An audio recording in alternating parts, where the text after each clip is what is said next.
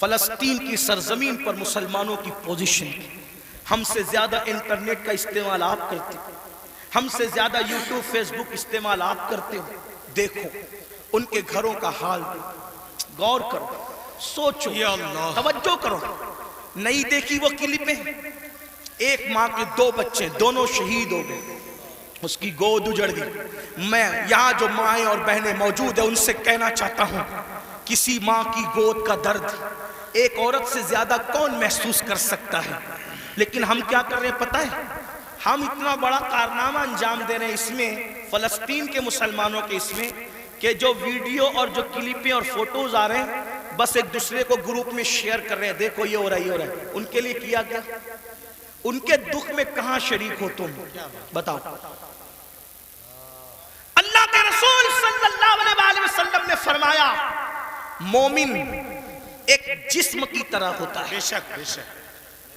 جسم کے کسی بھی حصے کو تکلیف پہنچے پورا جسم تڑپے گا.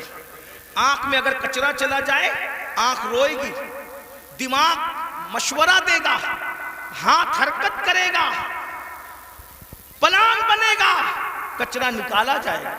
کوئی یہ کہے گا کہ نہیں, ہاتھ یہ نہیں کہے گا کہ مجھے تکلیف نہیں ہے میں کچھ نہیں کروں گا. دماغ کہے گا کہ مجھے کوئی پرابلم نہیں ہے میں کچھ نہیں کروں گا, مجھے کیا, میں تو نہیں. جب تک جسم میں جان ہے کوئی تک گزرو, پیر درد کر رہا ہے, آنکھ رو رہی ہے, دل دھڑک رہا ہے, حالانکہ آنکھ اور پیر میں کتنا فاصلہ ہے, ہاتھ بے چین ہو رہا ہے, دل کی دھڑکنیں تیز ہو رہی ہے. کب تک؟ جب تک جسم میں جان ہے. لیکن جان نکل گئی پھر اس کو مارو کاٹو کچھ بھی کرو, کوئی تکلیف ہوگی, کوئی درد ہوگا, نہیں ہوگا. تو جب تک مسلمانوں میں ایمان ہے کسی بھی مسلمان کو دنیا کے خطے میں تکلیف پہنچے گی وہ تڑپے گا, وہ بے چین ہوگا, وہ بلبلائے گا, وہ بلکے گا. آپ سے پوچھتا ہوں کیا دکھ میں شریک ہوئے؟ ہاتھ مت اٹھانا, لیکن اپنے آپ میں ڈوب کر سوچو کتنے مسلمان ہیں جنہوں نے فلسطینی مسلمانوں کے لیے اللہ کی بارگاہ میں رو رو کر دعا کی. جو قوم اتنی خود غرض ہو کہ وہ اپنے پڑوس میں رہنے والے بھائی کے دکھ پر نہیں روتا, وہ فلسطینیوں کے دکھ پہ کیا روئے گا؟ ان سے کوئی تمہارا رشتہ نہیں ہے جن کی گود خالی ہو گئی, جن کے گھر ویران ہو گئے, آبادیاں قبرستانوں میں تبدیل ہو گئی. سوچو ان کے گھر کی چھت بھی ختم ہے, وہ بغیر چھت کے زندگی گزارے, جوان جوان عورتیں بیوہ ہو گئی ہیں, لاشیں اتنی ہیں, اتنی لاشیں ہیں کہ پہچان نہیں ہو رہی ہے. دفن کرنے کے لیے جگہ کا معاملہ, کفن کا معاملہ. ایک لیڈیز کی 1 منٹ کی کلپ میرے کان میں آئی, میں پوری سن نہ سکا, تڑپ گیا. وہ کہہ رہی تھی انگلش میں کہ ہمارے چھوٹے چھوٹے فلسطینی بچے اب اپنے ہاتھوں پر نام لکھ رہے ہیں, اور اپنے ہاتھوں پر اس لیے نام لکھ رہے ہیں کہ ان کو ایسا لگتا ہے پتہ نہیں ظالم اسرائیل کی طرف سے کب بم برس جائے اور ہم مر جائیں تو نام ہاتھ پہ لکھ دے تاکہ ہمارے گھر والے اسی نام کی وجہ سے ہمیں پہچان سکیں. کوئی تعلق نہیں ان سے آپ کا. آج بھی مسلمان مسجد کو ویران کرتا رہے گا. آج بھی زنا کی فلم دیکھو گے تم, آج بھی چہرے سے داڑھی مڈا کر گٹر میں پھینکو گے تم. برا مت ماننا, وہ جس بہن کے دونوں بچے اس کی گود میں شہید ہو گئے, اگر اس بہن کی بجائے آپ کی بہن ہوتی تو بھی آج آپ ایسے ہی گناہ کرتے. اللہ ان کی چھتیں جو برباد ہو گئی, اللہ نہ کرے, اللہ تمہیں وہ دن کبھی نہ دکھائے, فقیر کی دعا ہے. اگر ان کی جگہ تمہارے بھی چھتیں ختم ہو جاتی تو تم ایسے ہی دھینگا مستی کرتے, ایسے ہی عیش و عشرت کرتے. کوئی تعلق نہیں ہے ان سے, رشتہ بس اتنا ہی کہ وہ کلپیں بانٹتے پھرو گروپ پر. ارے کم سے کم یہ تو سوچا ہوتا کہ ہزاروں کلومیٹر دور ہم ہیں, ان کی کوئی مدد نہیں کر سکتے. میں تو پورے ہندوستان میں لوگوں کو, نوجوانوں کو کہہ رہا ہوں, جنگ فلسطین میں ہو رہی ہے, اس جنگ کو لے کر ہندوستان کا ماحول خراب کرنے کی کوئی کوشش نہ کرے. اپنے ملک میں امن رکھو, روڈ پہ نکل کر غلط نعرہ نہیں لگانا, حالات خراب نہیں ہونا چاہیے. کیا مدد کر سکتے ہو؟ آسان طریقہ, 1450 سال پہلے رسول اللہ نے ہتھیار دیا, الدعاء صلاح المومن, دعا مومن کا ہتھیار ہے. روڈ پہ نکلنے کی بجائے کو بھر دو اور ہر مسلمان گڑ گڑا کر فلسطینیوں کی مدد کے لیے اللہ سے دعا کرے، بیت المقدس کی حفاظت کے لیے دعا کرے اور ظالموں کی بربادی کے لیے دعا کرے۔ ہتھیاروں میں جتنی طاقت نہیں ہے اس سے زیادہ طاقت اللہ نے مسلمانوں کی دعا میں رکھی ہے۔ انشاءاللہ تم گڑ گڑاؤ گے، گناہ سے توبہ کرو گے، دعا کرو گے، انشاءاللہ فلسطینیوں پر اللہ کی مدد نازل ہوگی، بیت المقدس کی حفاظت ہوگی، ظالم کیفر کردار تک پہنچے گا۔ لیکن بڑی معذرت کے ساتھ نہیں آتے ہو نا، مسجد کی طرف نہیں آتے ہو، سب طرف جانا چاہتے ہو، مسجد کی طرف نہیں آتے ہو، پھر کہتا ہوں کتے سے سیکھ لیا ہوتا۔ جب کوئی کتے کو ڈنڈا مارتا ہے تو کتا چلاتے ہوئے کسی اور کے دروازے پہ نہیں جاتا، کتا چلاتے ہوئے اپنے مالک کے دروازے پہ آتا ہے۔ کتے کو پتا ہے کوئی مار رہا ہے، اگر مار سے مجھے کوئی بچا سکتا ہے تو میرا مالک ہی بچا سکتا ہے۔ مسلمانوں، دنیا تمہیں اتنا پیٹ رہی ہے، دنیا تمہیں اتنا لوٹ رہی ہے، کتا پیٹنے کے بعد مالک کی چوکھٹ پہ آ جاتا ہے، تم انسان ہو کر کب آؤ گے مالک کے دروازے پر؟ اللہ کے دروازے پہ کب آؤ گے؟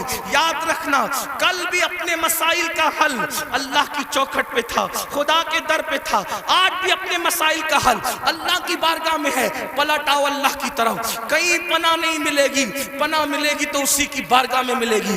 رجوع ہو جاؤ اس کی طرف، گناہ کر کے نہ کسی کو عزت ملی ہے نہ آپ کو عزت مل سکتی ہے۔ مجھے پتا ہے ان ہزاروں جوانوں میں کچھ ایسے سعادت مند چہرے مجھے نظر آ رہے ہیں جن کے دلوں میں واقعی امت کا درد ہے، قوم کا درد ہے، وہ پلٹیں گے، وہ توبہ کریں گے، وہ نادم ہوں گے۔ ہاں ہاں میری قوم کے جوانوں، ضرور یاد رکھو، ہر دروازے پہ جا کر کے اگر انسان جرم کا اعتراف کرتا ہے، دنیا کی عدالتوں کا دستور ہے جہاں پر جرم کو قبول کر لو تو عدالتیں سزا سناتی ہے۔ ایک میرے اللہ کی عدالت ہے، وہاں جرم قبول کر لو تو سزا نہیں سنائی جاتی بلکہ معاف کر دیا جاتا ہے۔ ہر جگہ کا دستور ہے کہ اگر جرم قبول کر لو تو لوگ ذلیل کرتے ہیں، یہ میرے اللہ کی شان ہے۔ جرم قبول کر لو تو یحب التوابین کا خوبصورت تمغہ گلے میں ڈال دیا جاتا ہے اور محبوب بنا لیا جاتا ہے۔ تو آؤ نا میرے بھائیو، اللہ سے دور کیوں ہو؟ وہ اللہ جس کا فرمان ہے کوئی میری طرف چل کے آتا ہے تو میری رحمتیں اس کی طرف دوڑ کر جاتی ہے۔ یاد رکھنا، لڑکا لڑکی کے ناجائز تعلقات میں کوئی لطف نہیں ہے، یہ توائی ہے۔ آؤ اللہ سے تعلق جوڑیں، کیا بات، واہ، آؤ اس کے قریب ہو جائیں۔ سبحان اللہ۔ میں نے تو یہ بزرگوں سے سنا بھی اور محسوس بھی کیا، سب سے تعلق جوڑنا مشکل ہے۔ توجہ ہے؟ کیا بات جی حضرت، رضا نگر رامپور والوں توجہ ہے، گرد نواز سے آنے والے سب سے تعلقات بنانا مشکل ہے۔ سب سے آسان اگر کسی سے تعلق بنانا ہے تو اللہ سے۔ جلدی ناراض نہیں ہوتا، سبحان اللہ، توجہ، کیا بات، جلدی ناراض نہیں ہوتا، جلدی راضی ہو جاتا واہ، ہے۔ رب کو منانا بہت آسان ہے، لیکن یہ میری قوم کی جفاکاریوں کا ماتم کون کرے؟ سب کو منانا چاہتے ہیں، رب کو نہیں منانا چاہتے، کیونکہ رب کی ناراضگی کی ان کے پاس اہمیت کیا ہے؟ سیٹ ناراض نہیں ہونا چاہیے، بیوی ناراض نہیں ہونا، حتیٰ کہ جن بچوں کو ہم نے پیدا کیا، جو ہم سے وہ بچے ناراض نہیں ہونا چاہیے۔ بچے کہے بیٹا ابا کھلونا لے کر آنا، بھول گئے تو کہتے بیٹا سوری، سوری بیٹا نہیں لا سکا، بھول گیا نا، کل لائیں گے، اس سنڈے نہیں لے کر کے چلے تفریح کے لیے۔ ہم بھی 50 بار سوری بول چکے اپنے بچوں کو، اس لیے کہہ رہا ہوں۔ ہاں لیکن آپ سے پوچھتا ہوں، اپنے چھوٹے چھوٹے بچوں کو منانے کی فکر ہے، وہ یار وہ رب، اب ذرا غور کرو اس کی نعمت پہ غور۔ چلے بات میں ختم کرنے لگا تھا، لیکن ایک بات بہت سوچنے کی ہے جی حضرت، اس کی نعمتوں پہ غور کرو۔ اللہ تعالیٰ پیدا ہونے سے لے کے مرے دم تک ہمیں آکسیجن دیتا ہے، اپنے گھر پہ کیا بل آتا ہے مہینے کا؟ کیا بات، کسی گھر بھیجا اللہ پاک نے کوئی بل بھیجا؟ کچھ مانگا اللہ نے؟ اگر 8 گھنٹے ڈاکٹر آکسیجن لگائے نا تو اتنا لمبا بل آتا ہے کہ انسان سوچنے لگتا ہے کہ میں کہاں چلا گیا تھا۔ یہی ہے نا، جی ڈاکٹر نے 8 گھنٹے کی آکسیجن دی تو ہزاروں وصول کر لیا ہے نا، ہے نا؟ اللہ تعالیٰ نے پوری زندگی آکسیجن ہمیں فری میں، کچھ مانگا؟ بولو تو کچھ مانگا اللہ نے؟ مجھے بتاؤ تو صحیح، کچھ مانگا؟ اللہ نے کچھ نہیں۔ یہ زمین اللہ نے دی ہے چلنے کی، آسمان کا صاحبان۔ میرے بھائی جب سوتے ہو نا تو یہ کیڑے مکوڑے ہمارے ناک اور کان میں نہیں جاتے۔ 99% لوگوں کے کان میں کیڑے مکوڑے، حالانکہ کیڑے کی فطرت ہے کہ جب سوراخ دیکھے گا تو اس میں گھس جائے گا۔ کیوں نہیں جاتے پتہ ہے؟ 60 فرشتے ہر انسان پر اللہ نے حفاظت کے لیے مقرر کر رکھا ہے۔ کیا ہے؟ ناک اور کان میں کیڑے بھی نہ جائے میرا اللہ بچاتا ہے۔ سوچو تو صحیح نہیں، غور کرو۔ گھر سے نکلتے ہو نا اللہ کا نام لے کر، 2 فرشتے حفاظت کے لیے مقرر کرتا ہے جب تک گھر پر لوٹ نہیں جاتے۔ ماں کے سینے میں دودھ کس نے پیدا کیا؟ پیدا ہونے سے پہلے اللہ نے، اور سینے میں دودھ پیدا کرنے کے بعد ماں کے دل میں ممتا بھی پیدا کی کہ اس کو پلا۔ اگر اللہ نفرت پیدا کرتا تو درجنوں عورتیں ایسی ہیں جو اپنے بچوں کو چھوڑ کے ہاسپٹل میں بھاگ گئی۔ اگر ہماری ماں بھی چھوڑ کے بھاگ گئی ہوتی تو عزت کے ساتھ ایسے بیٹھتے یہاں؟ تو اس ماں کے دل میں کس نے پیار دیا؟ خود سردی میں ہمارے پیشاب پہ سوتی رہی اور ہمیں گرم بستر پہ سلایا۔ کس نے پیار دیا اس کے دل میں؟ اللہ نے۔ کھڑے ہونے کی طاقت کس نے دی؟ جاؤ لنگڑوں سے پوچھو پیر کی قیمت کیا ہوتی ہے، جاؤ پوچھو۔ جتنی بے وفائی کرنا ہے میرے اللہ کے ساتھ کر لو، ایک دن اللہ کی عدالت ہے۔ اندھوں سے پوچھو آنکھ کی قیمت کیا ہوتی ہے۔ اگر اللہ آنکھ چھین لے اربوں خربوں روپے بھی دے کر کے تم اخیارے نہیں ہو سکتے۔ اسی کی دی ہوئی آنکھوں سے اسی کی نافرمانی، اس کے نبی کے دل پہ کیا گزرتی ہوگی؟ سوچو تو صحیح۔ جا کر کے پوچھو زبان کی قیمت کیا ہوتی ہے، جس کی آواز نہیں نکلتی، جس کو منہ نہیں ہے، اتنی ساری نعمتیں لے کر بیٹھے ہو، پھر اس سے بے وفائی۔ اقبال نے کہا تھا بتوں کو تجھ سے امید، بتوں سے تجھ کو امیدیں، خدا سے نامی دی، مجھے بتا تو صحیح اور کافری کیا ہے؟ کفر کس چیز کا نام ہے؟ کہتے ہو اللہ نے ہمیں دیا کیا؟ میں نے کہا لگا قیمت آنکھ کی، لگا قیمت کان کی، لگا قیمت زبان کی، لگا قیمت کڈنیوں کی، لگا قیمت خون کی۔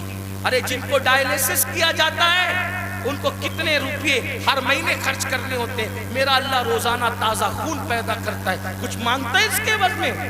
کچھ نہیں مانگتا، پھر بھی اس سے بے وفائی۔ کب تک ادھر ادھر بھٹکتے رہو گے؟ موت ہے۔ کب تک اس سے جفا کرو گے؟ موت ہے۔ کب تک اس کو ناراض کرو گے؟ موت ہے۔ میرے بھائیوں اتنا سوچو، دنیا میں اتنا دیا ہے، آخرت میں کتنا دے گا؟ وفادار تو بن کے دیکھ، وفادار تو بن کے دیکھ۔ سب کے لیے روئے ہونا، کبھی میرے اللہ کے لیے بھی رو کے دیکھ۔ سب سے دوستی کا ہاتھ بڑھایا نا، کبھی اس کے بھی دوستی کا ہاتھ اس سے بھی بڑھا کے دیکھو، کبھی ادھر بھی قریب آ کر دیکھو۔ میں پورے یقین سے کہہ رہا ہوں جس دن تم اس کے ہو جاؤ گے تمہیں کسی کی دعا کی ضرورت بھی نہیں پڑے گی۔ تم خود جس کے سر پہ ہاتھ رکھ دو گے اس کی قسمت بدل جائے گی۔ جس کے گھر میں تم جا کے بیٹھ جاؤ گے برکتوں کا نزول ہوگا۔ اس کے ہو کے تو دیکھو، آسان ہے اس کا بننا۔ گناہ سے نکلو، توبہ کرو، اللہ کو مناؤ، اللہ کو گڑ گڑاؤ، اللہ کی بارگاہ میں گڑ گڑاؤ، آہو بکا کرو۔ سب کے لیے رو چکے، اس کے لیے رو کے دیکھو کتنا سکون ملتا ہے۔ سب کے پاس گڑ گڑا چکے، اس کے پاس گڑ گڑا کے دیکھو کتنا قرار ملتا ہے۔ سب کے یہاں عرضیاں لگا چکے، اس کی بارگاہ میں عرضیاں لگا کر کے دیکھو۔ آخری جو بات کہنی ہے سنیں۔ ایک بہت خوبصورت جوان تھے، حضور علیہ السلام ان سے پیار کرتے تھے کیونکہ جوانی میں وہ سردار بن گئے تھے۔ سردار کس کے؟ قبیلے کے، قبیلے کے سردار بن گئے تھے۔ اس خوبصورت جوان کا نام حدیث میں دہیہ کلبی آتا ہے. بنو کلب کے سردار تھے, دہیہ نام تھا, دہیہ کلبی. حضور کی تمنا تھی یہ جوان سدھر جائے.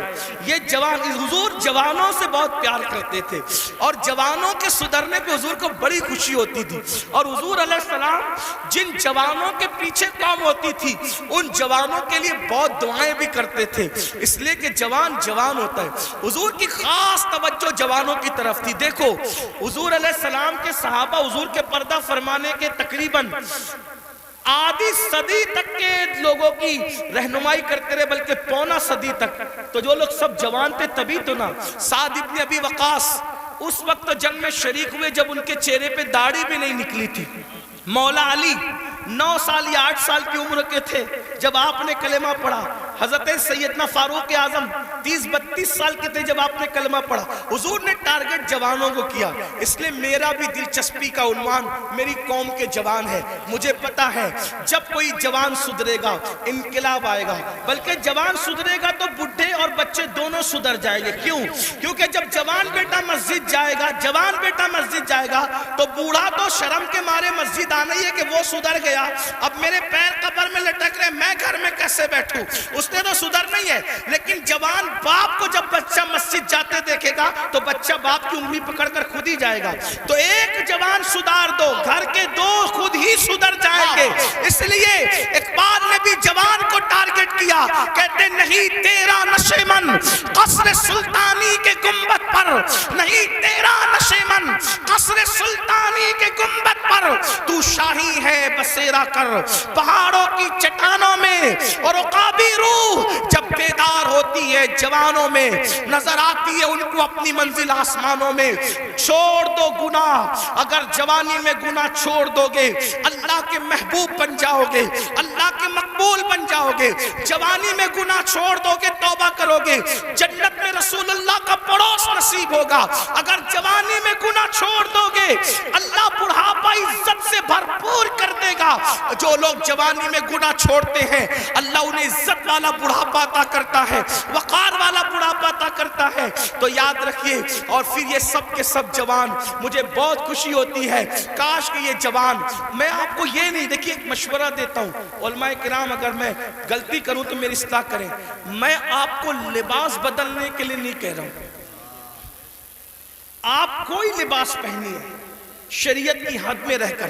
توجہ, شریعت کی حد میں رہ کر آپ کوئی لباس پہنیے. آپ کو میں دل بدلنے کے لیے کہہ رہا ہوں, کردار بدلنے کے لیے کہہ رہا ہوں. ہمارے یہاں لباس جبے کبے کرتے کی وہ اہمیت نہیں ہے جو خشیت ربانی کی اہمیت ہے. لباس کوئی ہو, دل خوف اور خشیت والا ہو, سر پہ امامہ ہو یا نہ ہو, لیکن کردار متاثر کرنے والا ہو. کھانے سے پہلے آپ کی طبیعت میں نمک چکھنے اور نہ چکھنے کی طرف دلچسپی ہو یا نہ ہو. میں سنت کو حقیر نہیں سمجھ رہا ہوں, واللہ کبھی نہیں, لیکن آپ سے کہہ رہا ہوں آپ کی طبیعت میں کھانے سے پہلے نمک چکھنے پہ دلچسپی ہو یا نہ ہو, لیکن عشق رسول کی لذت کی طرف آپ کی دلچسپی ضرور ہونا چاہیے. اہمیت اس طرف ہے, چہرے سنوارنے کی بجائے کردار سنوارو. اپنے سروں کی ٹوپیاں خوبصورت کرنے کی بجائے اپنے کردار کو خوبصورت کرو. اگر کوئی 2 گھنٹہ بس میں تمہارے بازو میں سفر کر لے تو وہ کتنا بھی کٹر متعصب ہو, اس کی فکر بدل جانا چاہیے. اور جب وہ کسی اپنے سے ملے تو کہہ کے ملے میں بھی کسی مسلمان کے ساتھ سفر کر چکا ہوں. لوگ جو کہتے ہیں مسلمان ایسے نہیں ہوتے بلکہ مسلمان تو ایسے ہوا تھا. ایک بات مجھے یہاں یاد آئی, بات آگے بڑھانے سے پہلے ایک بات. ایک بس میں ایک مسلمان سفر کر رہا تھا, تو جو کنڈکٹر ہوتا ہے تو وہ اس نے جان بوجھ کر ٹکٹ لینے والے مسلمان کو کچھ پیسے زیادہ دے دی, جان بوجھ کر. توجہ کرنا, لوگ لوگ ہماری کتابوں کی اسٹڈی نہیں کر رہے ہیں, لوگ ہم سے اسلام سیکھنا چاہ رہے, سمجھنا چاہ رہے. اگر آپ اس نیت سے سدھر کے رہو, آپ اس نیت سے سدھر کے رہو کہ کم از کم میری وجہ سے کوئی اسلام سے بدظن نہیں ہونا چاہیے, یہ سوچ کے سدھر جاؤ میرے بھائی. اور اگر آپ کی وجہ سے کوئی اسلام سے بدظن ہوگا یہ وہ نقصان ہے کہ قیامت تک اس نقصان کا خمیازہ بھگتنا پڑے گا. اس لیے کردار کے دھنی بنو. تو کچھ پیسے زیادہ بس کے کنڈکٹر نے اس کو مسلمان کو دے دی اور اس کے بعد اس نے تجاول عارفانہ سے کام لیا, یعنی کہ اس نے جان کر انجانا ہو گیا. مسلمان نے پیسے گنے اور گننے کے بعد اس نے اس کو بلا کر کہا کہ کنڈکٹر صاحب یہ پیسے آپ نے مجھے کچھ زیادہ دے دیے ہیں, یہ واپس لے لو. اس نے کہا نہیں میں نے زیادہ نہیں دیے, وہ ایسے ہی ہے. کہا نہیں میں نے گنا ہے, یہ زیادہ, آپ لے لیں اس کو, آپ لے لیں. کہا آخر میں نے نہیں دیے تو کیوں لوں؟ تو کہا یہ آپ کو لینے پڑیں گے کیونکہ میرا مذہب میں اس کی اجازت نہیں ہے. تب کنڈکٹر نے کہا دنیا جھوٹ بولتی ہے, تم سچے ہو. لوگ کہتے ہیں مسلمان ایسے ہوتے ہیں, مسلمان واقعی ایسے. میرے بھائیوں ایک دور تھا دنیا کے کوئی بھی مذہب کا آدمی اگر سفر کرنا چاہتا تھا اور اپنی بیٹی کو اور اپنی بیوی کو اکیلے چھوڑ کے جانا چاہتا تھا تو وہ مسلمان ڈھونڈتا تھا کہ مسلمان کے پاس چھوڑ کے جاؤں گا کیونکہ یہ مسلمان ہے, یہ کسی کی عورت پر ہاتھ نہیں ڈال سکتا. یہ اپنی پہچان تھی, اپنی امانتیں مسلمان. آپ دیکھیں تاریخ ہے نا, مکے والے حضور پہ پتھر بھی مارتے تھے اور جب امانت رکھنے کی بات آتی تو ابو جہل اور ابو لہب کے پاس نہیں رکھتے تھے. معلوم ہے کہ یہ ڈاکو لوگ ہیں. پتھر جس کو مار رہے ہیں اسی کے پاس اپنی امانت رکھنے کے لیے آ رہے ہیں کیونکہ جانتے ہیں کہ یہ محمد الرسول اللہ صادق بھی ہے, امین بھی ہے, یہاں سے ہماری امانت میں خیانت نہیں ہو سکتی. اور حضور نے کیا تاریخی طور پر دنیا کے سامنے ثابت کیا, ہجرت کے لیے جا رہے ہیں تو امانتیں لے کے نہیں جا رہے ہیں, اپنے بھائی کی جان کو خطرے کی جگہ پہ سلا کر کے کہتے علی سو جانا, صبح اٹھ کر کے سب کی امانتوں کو لوٹانا, پھر آ کر کے ہم سے ملاقات کرنا. دیکھ رہے ہیں آپ, یہ ہوتا ہے کردار, یہ ہوتا ہے اسی لیے بدر میں جو کافر آئے تھے مکے کے گنڈے وہ حضور سے آنکھیں نہیں ملا سکے. کیوں؟ کیونکہ حضور ان کی امانتیں لے کر نہیں بلکہ امانتیں ادا کر کے بتایا کہ دشمن جان کا دشمن بھی ہو اس کی امانت میں بھی خیانت مت کرو. اور آج تو مسلمان کا حال یہ, لوگ مسجد مدرسے کی رقم آج نہیں چھوڑنا چاہتے. یہ حالات سب ایسے نہیں ہوتے.